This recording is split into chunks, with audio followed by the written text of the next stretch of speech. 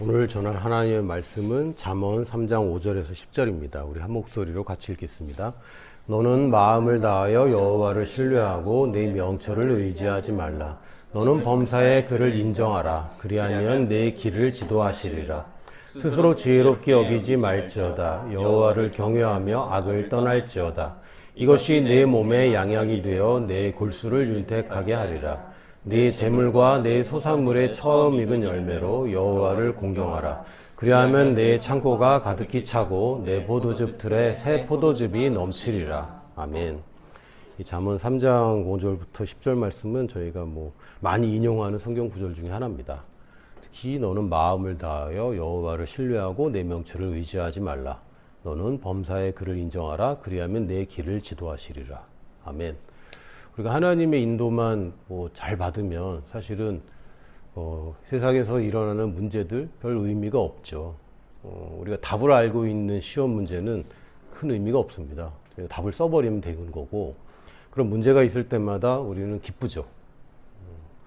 제가 예전에 한번 군대에 있을 때 휴가를 나올 때가 됐는데, 그날 마침 저희 청년부에서 성경 퀴즈 대회를 한다고 그랬어요.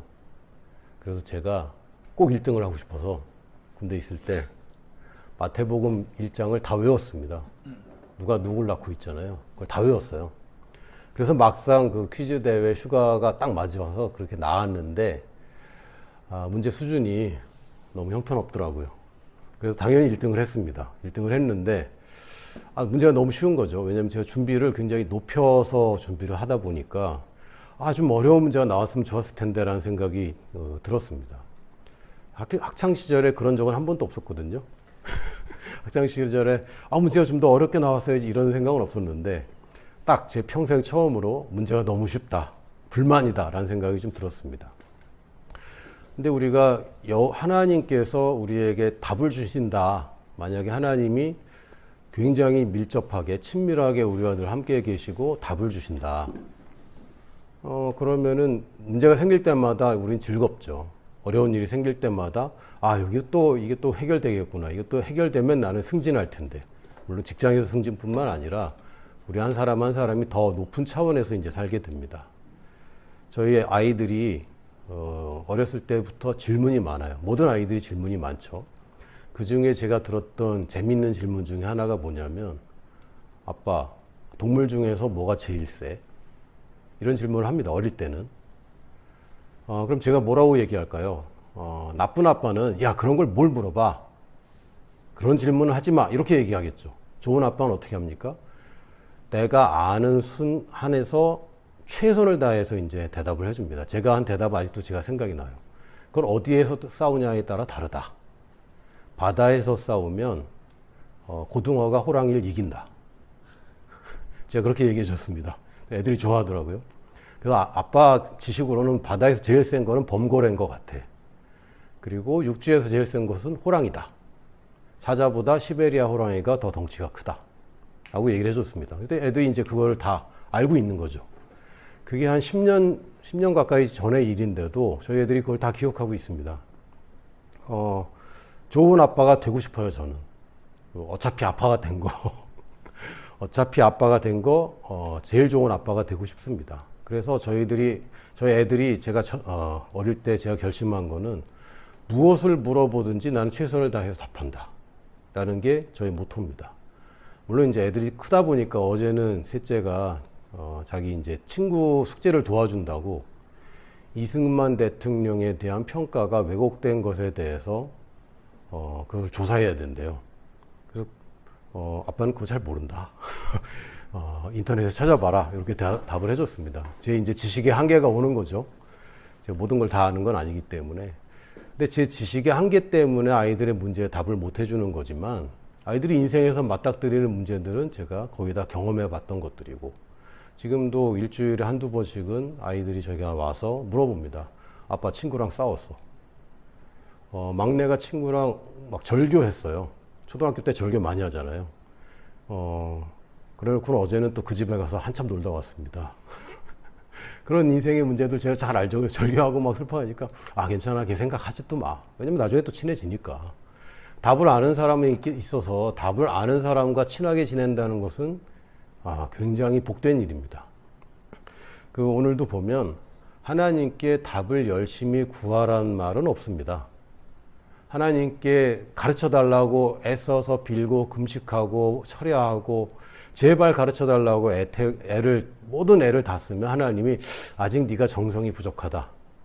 100일이 뭐냐? 200일은 해야지. 라고 얘기하지 않습니다. 뭐라고 되어 있냐면 인정해라. 하나님을 졸라서 응답을 받아내라가 아니라 하나님을 인정하라는 것입니다. 하나님이 누구시고 내가 누구인지를 제대로 갖춰 있으면 그 다음에는 사실은 여기 나와 있는 대로 건강이라든지 재물에 대한 문제라든지 이런 문제들이 다 풀린다라고 얘기합니다. 그러니까 하나님은 가르쳐 줄 준비가 되어 있는데 우리가 뭔가 좀 잘못 알고 있는 부분들이 많습니다. 첫 번째로는 하나님을 의지한다고 하면서 하나님께 과도한 떠넘김이 있어요. 특히 기독교 안에서도 이런 일이 굉장히 많습니다. 출애굽기 14장 13절에서 16절 보면 모세가 백성에게 이르되 너희는 두려워하지 말고 가만히 서서 여호와께서 오늘 너희를 위하여 행하시는 구원을 보라. 너희가 오늘 본 애굽 사람을 영원히 다시 보지 아니하리라.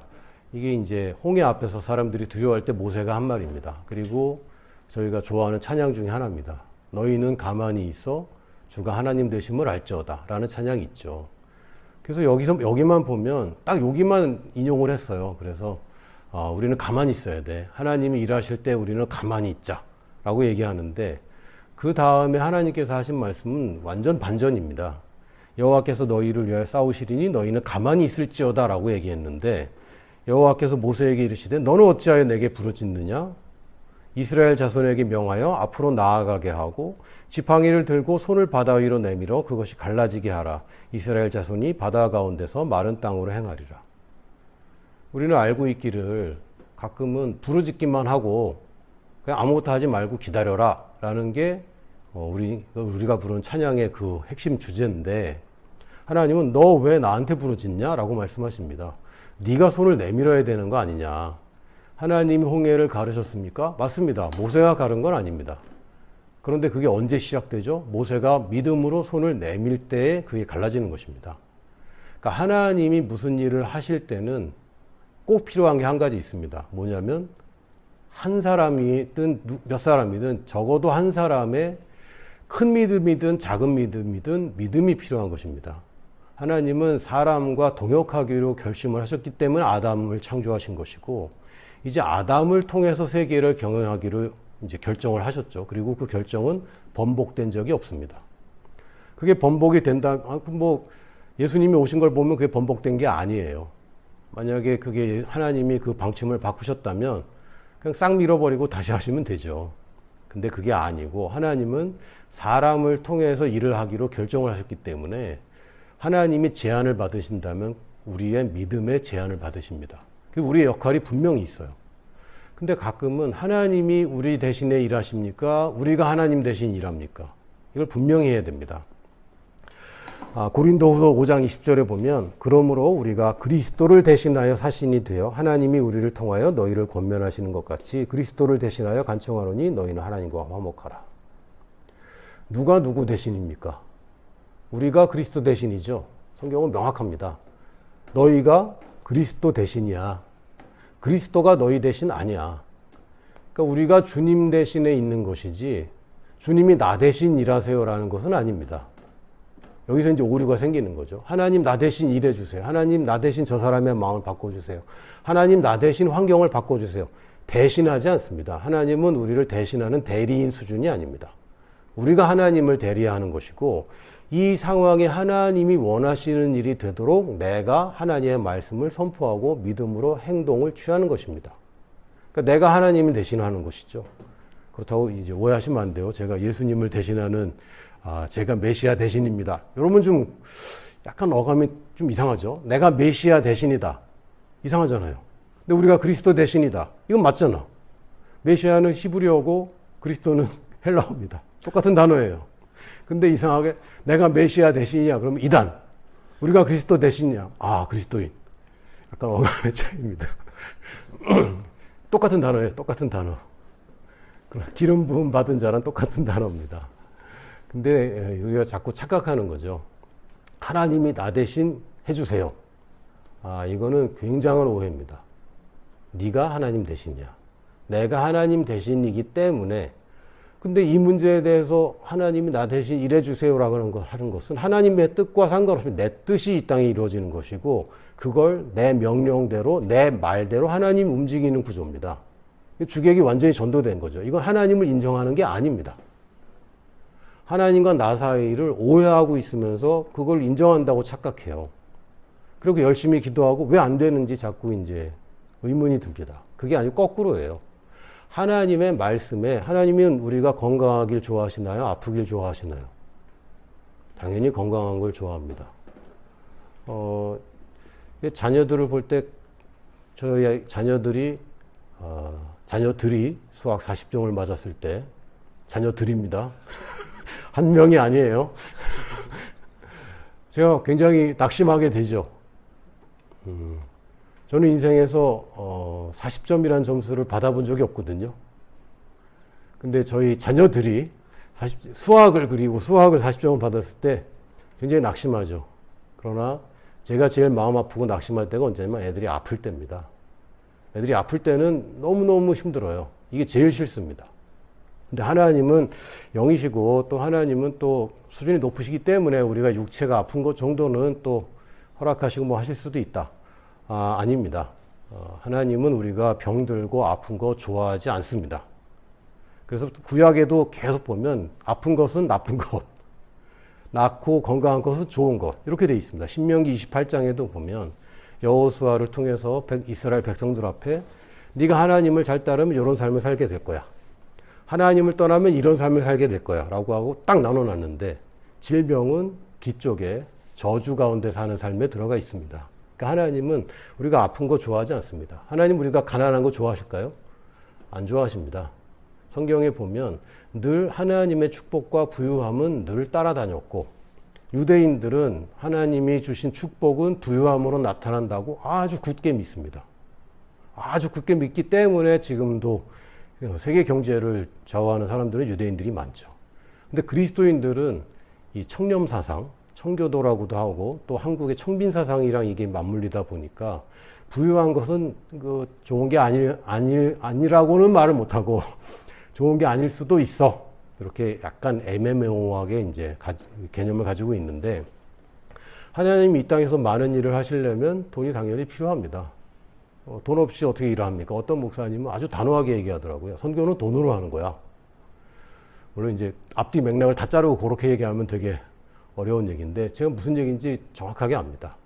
저도 이제 선교단체 대표로 있었고 현장에서도 있었기 때문에 이 돈이라는 것이 선교를 좌우하게 됩니다. 물론 돈이 쓸데없이 많아서 쓸데없이 쓰이는 것이 문제인 것 뿐이지, 하나님의 축복은 부유함으로 나타나게 되어 있습니다.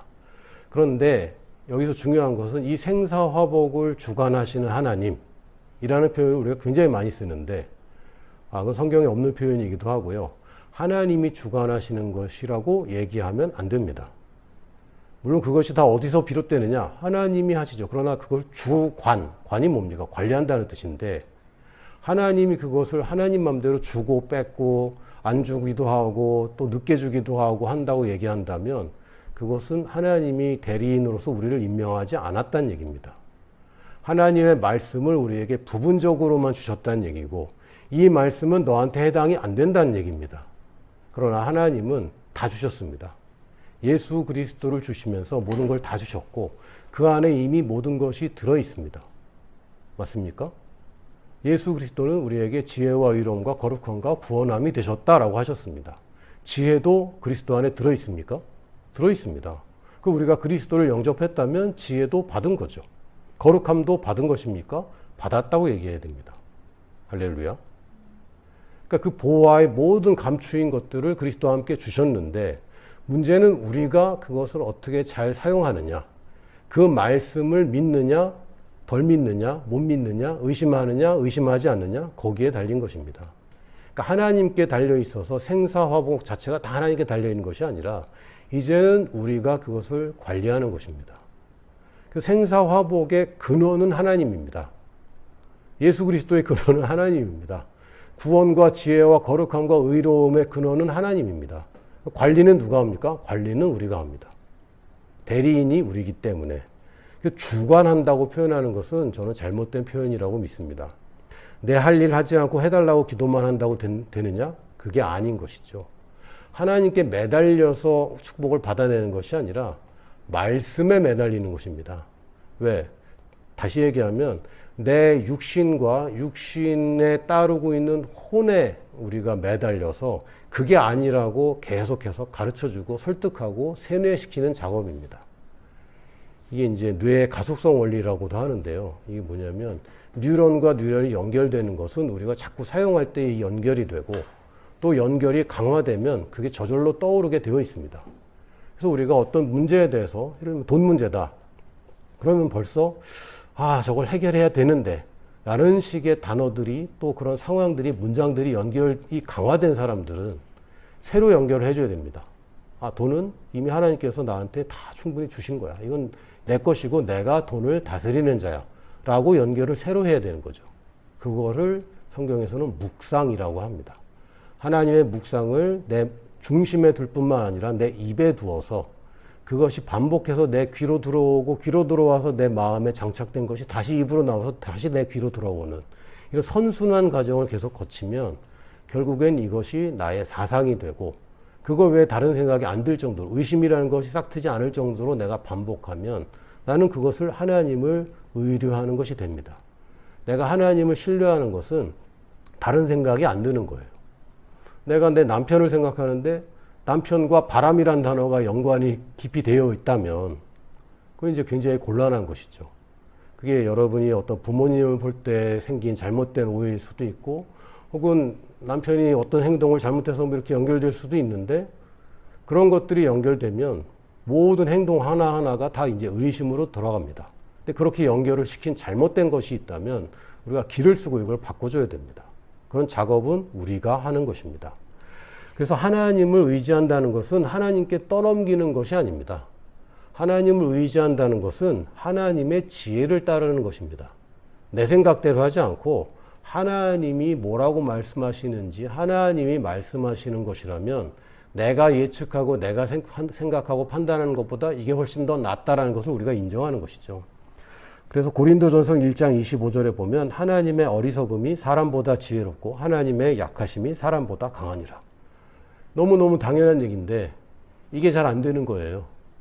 네가 아무리 머리를 써도 하나님의 지혜 중에 가장 낮은 수준보다 더 어리석습니다. 내가 아무리 내 힘으로 뭔가를 해보려고 해도 다시 하나님 보고 힘 좀 써달라고 기도하는 게 아니라 내가 하나님의 힘을 사용하는 것입니다. 하나님께서 이걸 이루어 주시옵소서, 홍해를 갈라 주시옵소서가 아니라 하나님이 나한테 손을 내밀어 그러면 내가 손을 내밀어서 그것이 갈라지게 하는 것입니다. 하나님의 힘을 사용하는 것인데 하나님이 그 힘을 쓰라고 하는 게 아니라 그 힘을 내가 사용하는 것이죠.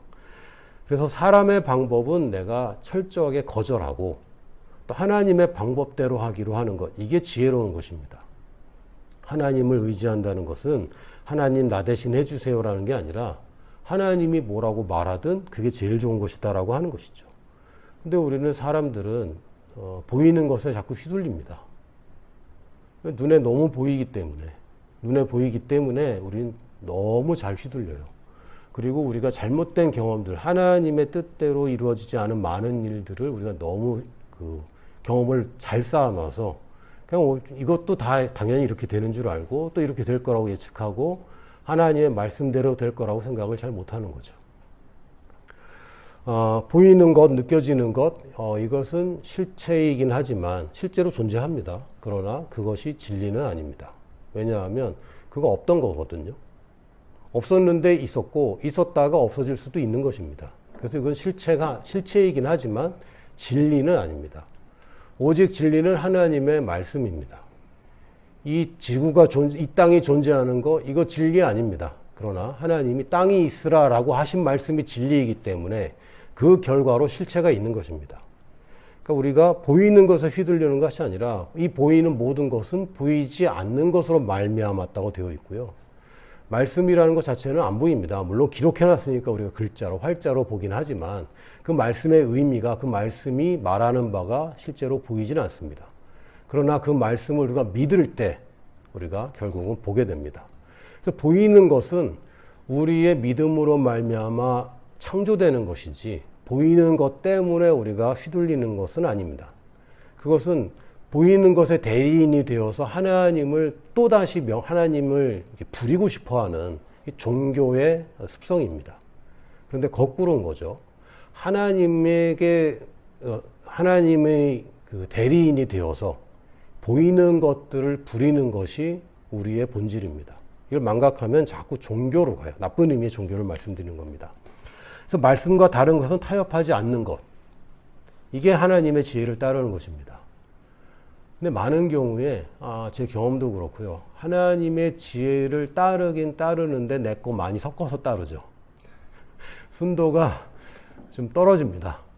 약간 그 오렌지 안 섞은 오렌지 주스 같은 느낌? 가끔 보면 복숭아 향이 섞여 있더라고요. 복숭아는 하나도 안 들어있고, 바나나 우유 보면은 바나나 향만 섞여 있습니다. 바나나가 하나도 안 들어있어요. 약간 이런 느낌? 그러니까 문의는 하나님의 말씀대로 한다고 하고 하나님의 말씀을 따른다고 하는데 퍼센티지가 굉장히 적은 거죠. 저도 요새 이제 다이어트 한다고 먹는 거 굉장히 가려보고 있는데 시중에 파는 현미밥을 제가 굉장히 많이 봤거든요. 저희 애들이랑 같이 먹어야 되는데 모든 밥을 현미로 할 수도 없고 그래서 그냥 제가 먹을 거는 햇반으로 좀 사보려고 찾아봤는데 현미 100%인 거는 없더라고요. 현미밥이라고 해놨지만 그냥 쌀은 49%, 현미 51% 뭐 이렇게 해놨습니다.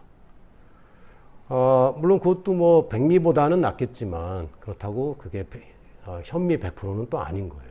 근데 우리가 하나님의 뜻을 따른다고 하고 지혜를 따른다고 하는데 온전히 하나님의 지혜를 따르지 않고 자꾸 섞어요. 자꾸 섞어서 정말 제대로 된 하나님의 결과를 보는데 쉽지 않은 경우가 많습니다. 그리고 그것이 중요한 것이라면 이게 작동이 되면 그것도 곤란한 거죠. 왜냐하면 이게 100% 성능이 나와줘야 되는 중요한 일인데 100% 성능이 안 나오고 만약에 94% 정도 나왔다. 그래서 문제가 될 수도 있습니다. 그래서 우리가 기도를 오래 해야 하기도 하고 또 하나님께 우리가 이 말씀을 가지고 우리 상황에 벌어지는 일과 하나님의 말씀 사이에서 오래 싸우기도 하는 이유는 하나님을 막 흔들어서 간절히 하나님을 움직이기 위한 것이 아니라 내가 제대로 작동하기 위해서입니다. 다니엘이 이제 21일 기도를 했어요. 3주 동안 기도를 하고 응답을 받게 됐는데, 천사가 나중에 얘기하는 걸 보면 굉장히 재밌는 표현이 있습니다. 네가 하나님 앞에서 기도하기로 결심했을 때 자기는 출발했다는 거예요. 희한하죠? 내가 기도하기 전에 하나님의 응답은 이미 출발했습니다. 그러니까 하나님 응답해 주시옵소서라고 얘기하는 거는 되게 이상한 얘기예요. 하나님 내가 이걸 기도해야 되겠다라고 마음 먹었는데 벌써 응답은 출발했대요. 근데 어디서 이 땅에서 문제가 생기는 것이고 이 땅에서 내가 권세를 가지고 이 말씀을 주신 응답이 말씀으로 오는데 이 말씀을 가지고 내가 그것을 힘을 주고 그것에 내가 100%가 되도록 할 때에 이 땅에서 이제 응답이 이제 이루어지는 것입니다. 응답은 우리가 기도하기 전에 하나님은 이미 다 해놨습니다. 예수 그리스도와 함께 모든 것을 우리에게 주셨기 때문에 공동 상속자가 되셨기 때문에 내 것은 다 네 것이로되 라고 큰아들에게 그 좋은 아버지가 말하잖아요. 하나님도 마찬가지입니다. 내 것은 다 네 것이다. 네가 나의 대리인이다. 여러분 그 전권을 받은 대리인 어떻게 합니까? 가서 사인할 때 물어보고 조항마다 물어봅니까? 자기가 그냥 사인하면 되는 겁니다. 예수 그리스도의 이름을 우리가 인감도장을 받았어요. 예수 그리스도의 이름을 사용할 수 있는 권세를 우리가 받았기 때문에 여러분이 위임장과 함께 인감도장을 갖고 있습니다. 이제 누가 계약하고 누가 그것을 주장하면 됩니까? 내가 하는 것입니다. 하나님은 이미 나에게 다 주셨습니다. 그래서 우리가 싸우는 싸움은 사실은 이것을 내가 하나님이 나한테 이걸 주실까라고 그거 가지고 싸우는 게 아니고요. 내가 이것을 믿을 수 있는가? 요 싸움입니다. 갈라디아서 6장 7절에 보면 스스로 속이지 말라. 하나님은 업신여김을 받지 아니하시나니 사람이 무엇으로 심든지 그대로 거두리라. 제가 열심히 기도했는데 왜 안 돼요? 나는 믿었는데 안 돼요. 여기에 대해서 말씀하시는 거예요. 너 스스로 속이지 말고 하나님을 업신여기지 말아라. 나는 믿었는데 왜 안 됩니까? 그럴 일이 없다. 사람이 무엇으로 심든지 그걸 거두는 건데 네가 믿음으로도 좀 심었는데 의심으로 더 많이 심었어. 나오는 결과가 별로 안 좋은 거야. 우리가 지금 살고 있는 인생은 우리가 심은 것입니다. 적어도 이 척박한 땅에서 잡초가 그냥 저절로 나오는 이 땅에서 우리가 제대로 된 것을 심지 않았기 때문에 지금 쓸모없는 것들을 계속 거두고 있을 뿐이에요. 하나님의 약속을 믿는 것입니다. 하나님이 나한테 줬다고 한 것은 내가 가진 것입니다. 줬다고 했는데 나는 없어. 이건 뭔가 사고가 난 거죠. 하나님은 안 줬든지 아니면 내가 못 받았, 하나님은 줬는데 내가 못 받았을 리는 없습니다. 하나님이 줬다는 것은 그냥 보내놨는데 내가 이미 받아놨는데 내가 실제로 가졌는지 안 가졌는지 모르는 거예요. 저도 한 번은 그 택배를 이제 주문해 놓고 기다려도 안 와.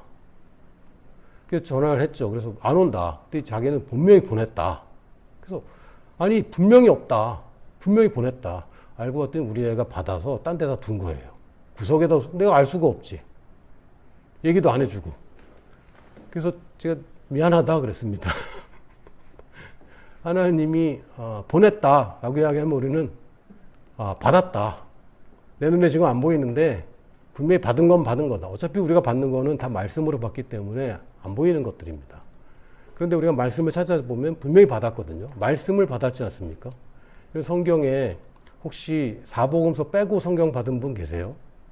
없죠. 사도행전 빼고 받은 분 없죠. 하나님 우리 말씀을 주실 때 한국 사람은 구약은 빼고 줄게. 아브라함 얘기는 빼고 줄게. 그건 너 해당이 아니야. 아니요. 성경에 보면 갈라디아 3장에 보면 그리스도로 말미암아 우리가 다 아브라함의 후손이 되었다라고 얘기합니다. 하나도 빠짐없이 우리가 다 받은 겁니다. 하나님의 말씀은 단지 받아놓고 어디 있는지 못 찾고 있고 그것이 어떻게 작동되는지 내가 믿지 않기 때문인데 하나님의 약속을 내가 믿을 수 있는가? 여기에서 이제 결판이 나는 것이고요. 그 말씀을 내가 믿을 때 그 말씀은 실제로 역사하는 능력이 됩니다.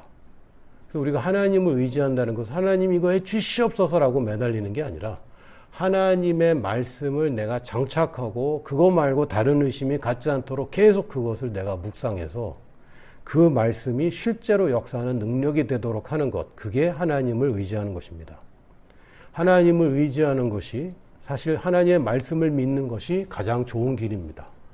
세상의 방법이나 사람의 방법이나 쉽고 빠른 것 같지만 늦어도 하나님의 말씀대로 하는 것이 가장 좋은 방법입니다. 최근에 느낀 것 중에 하나가 물론 이거 뭐 제 개인적인 생각이고 실제로 제가 다 조사한 건 아닙니다만 최근에 지어지는 아파트들이 더 불안해지는 것 같아요. 옛날 아파트들이 더 튼튼한 것 같고 브랜드 아파트가 무너지질 않나. 광주에서 한번 그런 일이 있었잖아요. 아파트 외벽이 하나 무너지고 건설을 할 때 노동자들이 바뀌었습니다. 그래도 예전에는 한국 사람들이 일했는데요. 이제는 한국 사람이 일하는 사람이 아무도 없어요.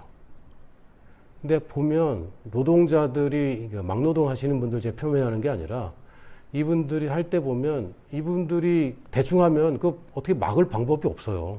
그거를 24시간 딱 감시하지도 않고 이분들이 그냥 자기 수준대로 하게 되어 있는데 노동자들의 최말단의 노동자들의 수준이 바뀌면서 건설하는데도 수준이 많이 달라졌습니다.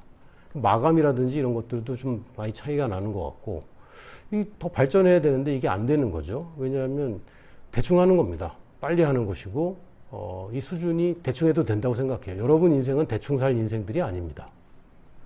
저도 제 몸을 관리하는데 대충 오래 살았어요. 그래서 지금 굉장히 후회하고 있습니다. 뭐 건강 검진할 때마다 뭐 숫자들이 나왔는데 그걸 제가 굉장히 무시하고 살았죠. 그렇게 살다 보니까 내가 심은 것을 지금 거두고 있는데 나쁜 것을 거두고 있으니까 인생이 참 괴로워요. 그러나 지금이 가장 빠를 때 아니겠습니까? 지금이라도 우리가 올바른 길로 가장 좋은 길로 가기로 결정해야 됩니다. 여호수아 1장 8절 9절을 다시 한번 우리가 살펴보면 이 율법책이라고 번역되어 있지만 원래 성경에는 율법이라는 단어는 없습니다. 왜냐하면 이건 모세가 쓴 모세오경을 가리키는 토라라는 단어예요. 근데 이상하게 이걸 그냥 모세오경 정도로만 번역을 하든 아니면 성경이라고 번역만 해도 좀 좋았을 텐데 이 율법책이라고 왜 이렇게 번역을 했는지 모르겠어요. 약간 문맥이 다르거든요. 근데 어쨌든 이 토라를 내 입에서 떠나지 말게 하며 주야로 그것을 묵상하여 그 안에 기록된 대로 다 지켜 행하라. 그리하면 내 길이 평탄하게 될 것이며 내가 형통하리라. 뭐 하나님께 매달려라 이런 얘기 한마디도 없습니다. 구약성경도 잘 보시면 하나님께 매달린 사람들은 있어요. 그러나 하나님이 해주신 말씀들을 보면 야, 내가 말한 거 있잖아. 그거에만 집착해라. 거기에 매달려라라고 하셨지 하나님께 매달리라는 말을 하나님이 한 적이 없습니다. 사람들은 매달린 사람들이 있어요. 근데 그게 구약은 참 불친절하게도 어떤 경우에 그게 잘했느냐 못했느냐 이게 좋은 것이냐 나쁜 것이냐에 대한 평가가 거의 없습니다. 어쨌든 그러나 하나님이 우리에게 주신 명령들만 살펴보면 너는 내게 매달려라. 나를 감동시켜라. 이런 얘기보다는 내가 한 말이 있잖아. 내가 너한테 준 말씀 있잖아. 그거를 묵상해라. 입으로 계속 말해서 그것이 너의 사상이 되고 다른 생각이 안 들게 해라. 그러면 내 길이 평탄하게 될 것이며 평탄한 길로 태어나는 사람은 없습니다. 근데 그 길이 평탄하게 되는 것은 하나님이 주신 말씀을 내가 묵상함으로 되는 것입니다. 형통하게 된다.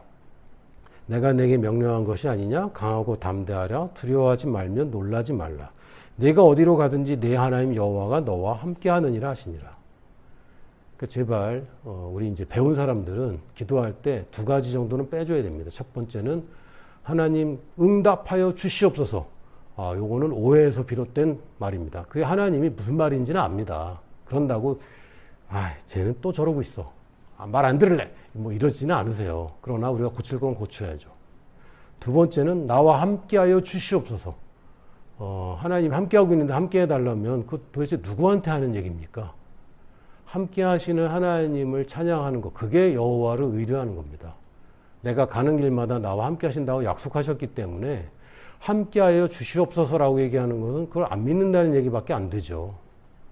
물론 이제 무슨 얘기인지는 압니다. 하나님의 말씀대로 하나님의 도우심대로 이게 이루어지길 원한다는 표현이긴 한데 정확한 표현으로 우리가 좀 가야 됩니다.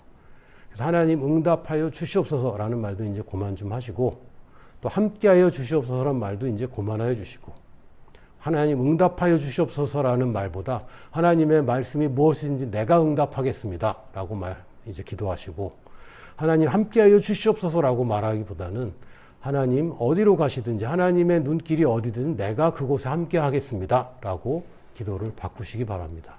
다시 한번 말씀드리지만 하나님이 나의 대리인이 아닙니다. 내가 그리스도의 대리인입니다. 하나님이 나 대신 일하는 게 아니라 하나님이 원하는 것을 내가 이 땅에서 대신 일하는 것입니다. 그것을 위해서 내가 하나님의 말씀에 맞추기 위해서 기도하는 시간을 갖는 것이지 하나님 움직이려고 기도하는 것은 아닙니다. 하나님이 내 마음대로 움직이면 그게 내가 신이죠. 내가 이렇게 하라 그러면 하나님이 일하신다. 그럼 내가 하나님 위에 있다는 거고 그게 거꾸로입니다. 하나님이 이쪽이다 그러면 내가 그쪽으로 가는 것이고 하나님이 멈춰라 그러면 멈추는 것. 이게 우리의 기도입니다. 근데 뭐가 잘 안 따라, 내 혼이 아직 잘 안 따라서 그것에 대해서 싸우고 씨름해서 결국은 하나님의 말씀에 굴복시키는 과정을 우리가 기도라고 하는 것입니다. 하나님을 움직이는 기도가 아니라 사실은 내가 바뀌는 기도입니다. 그리고 나서 한마디만 하면 돼요. 저 산은 바다에 빠져라 라고 한마디만 하면 됩니다. 내가 의심하지 않는 상황까지 가는데 시간이 걸릴 뿐이지 하나님의 말씀은 이미 내게 주어졌기 때문에 하나님의 능력이 나타나는 데는 순식간이 됩니다. 다시 한번 본문으로 돌아와서 너는 마음을 다하여 여호와를 신뢰하고 뭘 다하라고요? 마음을 다하라고. 신뢰한다고 하지만 아직 100%가 아니라면 요거 하는데 우리가 애를 쓰고 노력하고 싸우고 씨름하는 것입니다. 네 명철을 의지하지 말라. 너는 범사의 그를 인정하라. 그리하면 내 길을 지도하시리라. 하나님을 의지하고 하나님께 매달리고 그러면 하나님이 지도한다는 게 아니라 너는 범사의 그를 인정해라. 범사에 하나님의 말씀이 너희 사상이 되게 해라. 너희 생각하는 사고방식 자체가 말씀이 말하는 방식, 구약의 율법보다는 하나님께서 예수 그리스도를 통해서 주신 새로운 피조물에 관한 우리에게 주신 복음의 사고방식으로 우리가 그걸 보기 시작하고 그렇게 살기 시작하면 당연히 하나님의 길에 지도받는 것은 당연한 것입니다. 하나님한테 자꾸 뭐 해주세요 하라는 거 아니라 하나님의 말씀에 약속된 것을 우리가 찾아서 누리는 것, 그것이 하나님이 우리에게 원하시는 바입니다. 아멘.